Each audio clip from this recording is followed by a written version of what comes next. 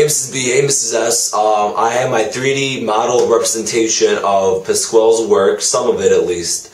And my head might be cut off for some of the video so that I can bring the diagrams closer to the camera and get you guys a better view of what I have drawn up. First off, I have Pasquale's theorem, also known as hexagram mysticum, where Pasquale uses 6 random points on the square, a circle, perfect circle, A, B, C, D, E, F. Doesn't matter where these points are, this will always work. So then you connect opposite sides like A to E, B to F, and after doing this 6 times, you will have 3 intersections, red, silver, black. And these intersections will create Pasquale's line, which is X, Y, Z. These intersections will always form a straight line no matter where. I have another diagram proving that it does not necessarily have to be on the inside of the circle, it can be on the outside. Here we have X, Y, Z. Once again, only the intersections are on the outside, and they still form a straight line no matter where, form Pasquale's line. Also, another one of Pasquale's famous works would be Pasquale's pyramid, which from far can look very confusing, but let me break it down for you. This pyramid has many patterns, but primarily what it does is you can take any 2 points above a number and add them to make the number below it. So 3 plus 1 is 4. 3 plus 3 is 6. This works anywhere on the triangle. Let me get you a better view. At random, I'll pick 70, let's say, plus 56. You got 126, works anywhere. 7 plus 1, you got 8. 120 plus 210, 330. Next, I have patterns within the diagonals. First diagonal is just ones. Second diagonal, we have counting numbers. Third diagonal, we have triangular numbers. Fourth diagonal, we have tetrahedral numbers. Let's bring in the big boy. Okay, so counting numbers go up by 1.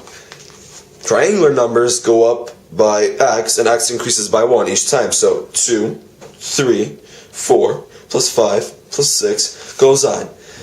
Tetrahedral numbers are hard to explain, but to figure out what's the next tetrahedral number, we can add triangular numbers. So 1 plus 3 is 4, 1 plus 3 plus 6 is 10, 1 plus 3 plus 6 plus 10 is 20. Instead of using the complicated equation to find the nth tetrahedral number, you can use this triangle when present to easily figure out what the next tetrahedral number be in the sequence.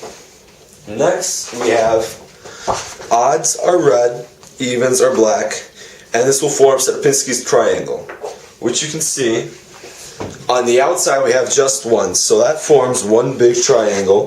Within it we have many other ones. Here's one black one, and then here we have another one upside down, and then we have this another one forming and beginning to go, and on the sides we'll have more, and then within them we have more red triangles. This is Sierpinski's triangle, a diagram written and drawn by Sierpinski, and it can be seen within Pasquale's triangle. Next on the list, I will show you that horizontally the sums of all the numbers form powers of 2. So to begin with, here we have 1, which is 2 to the 0. 1 is 1. So 2 to the first, 1 plus 1 is 2. Then we have 1 plus 2 plus 1 is equal to 2 to the second to the fourth. Let's go down a bit. 2 to the 6 is 64. So 1 plus 6 plus 15 plus 20 plus 15 plus 6 plus 1 gives you 64. This works through the rest of the triangle. Another pattern that we have with powers is power of the 11th, which you will see here is it's not the sums, but the answer itself is right there. 11 to the 0th is 1. 11 to the first is 11. We have 1, 1, 11. 11 to the second is 121. Here we have it. When numbers overlap, like 11 to the 5th, we just combine them. So 1, 5, 10, 10, 5, 1. We have it right here. 1 goes down. 5 and 1 combine to make 6. 0 and 1 combine to make 1, 0 and 5 combine to make 5, and 1 goes down, giving you 100, 10,000, 6,000, 151, 16,151, and making the pattern continue on through the rest of the triangle. Another pattern we have, which there are many, is that the second diagonal, every number is the square of the number to the right and below both of them. So here we have 4, the square of which is 16. So 6 plus 10 is 16. This works out throughout the rest of the triangle. As we can pick 7, right? So to the right we have 21, and below it we have 28. Added together is 49. Also the square root of 7, 49. Next we have Fibonacci sequence. A little harder to explain, but looking at the colors, you can see the sequence where you go to the next diagonal. So you have 1, 6, 10, 4, and you add them together to get Fibonacci sequence right here of the numbers 1, 1, 2, 3, 5, 8, 13, 21. By adding these numbers together in this order, what's special about the Fibonacci sequence is that you add the numbers and then add the previous numbers. So 1 and 1 is 2, 1 and 2 is 3, and then 2 and 3 is 5, 5 and 3 is 8, and this goes on, and this can be found in Pascal's triangle. Next, the triangle can show you the possible number of combinations of heads or tails or any other 50-50 chance probability. So, column 1, 1 and 1, we have 1 head, 1 tails. Column 2, we have 1, 2, 1, which is heads, heads, heads, tails, tails, heads, tails, tails. So 1, 2, 1. This goes on throughout the rest of the triangle. I'll just do one more. 1, 3, 3, 1. So heads, heads, heads, heads, heads, tails, heads, tails, heads, tails, heads, heads. And it can show you the number of probabilities of something happening when it's a 50-50 chance.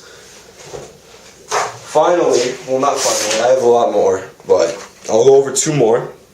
The triangle shows how many combinations are possible. So say we have a problem where you have 13 balls numbered 1 through 13, like pool balls. How many different ways could you choose 4 of them? So we will go down 13 rows, 13, then we'll go over 4 to the right. So 1, 2, 3, 4, 715 different combinations. This is a lot easier than multiplying by just looking at this triangle.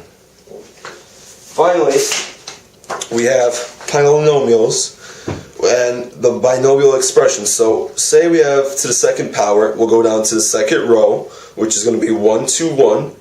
So 1x squared, 2x plus 1. And this is always going to be with x plus 1 in parentheses, squared, cubed, fourth, whatever power it is. So go down to x plus 1, parentheses to the fourth, and we'll have 1, 4, 6, 4, 1. So 1, x to the fourth. Then we have the 4, x to the third. Then we have the 6, x to the second. 4x plus 1.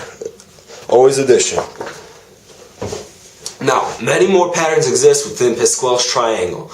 This triangle has been used in many ways in probability and sequences, and has inspired many mathematicians to further their research and look at the patterns amongst numbers, and has proven many other patterns that are possible and exist within the triangle and within numbers themselves.